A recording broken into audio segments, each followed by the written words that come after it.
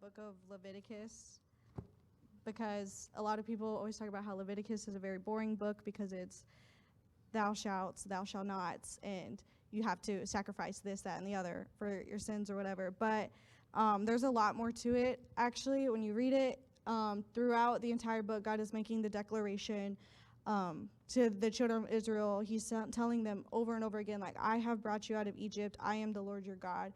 And so throughout this, God is establishing his character and who he is, and that he wanted his people to be separated from everybody else. So that way people knew that Jesus was the only way to him. And so Leviticus 20:23 through I think 26, it says, you shall therefore keep all my statutes and all my judgments and perform them, that the land where I am bringing you to dwell may not vomit you out. And you shall not walk in the statutes of the nation which I am casting out before you, for they commit all these things, and therefore I abhor them. But I have said unto you, you shall inherit their land, and I will give it to you to possess, a land flowing with milk and honey. I am the Lord your God, who has separated you from the peoples.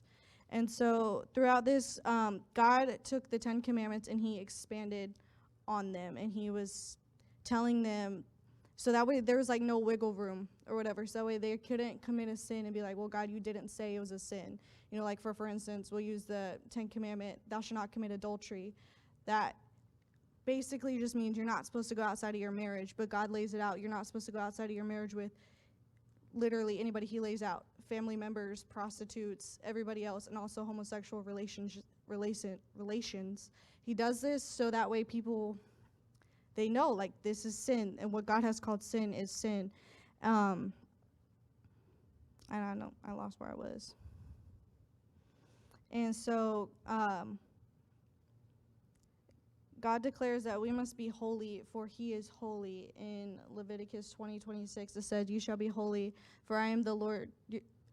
You shall be holy to me, for I, the Lord, am holy, and have separated you from the peoples, that you should be mine.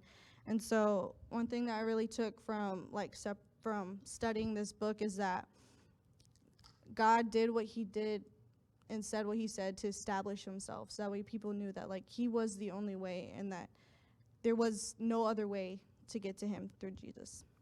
So yeah.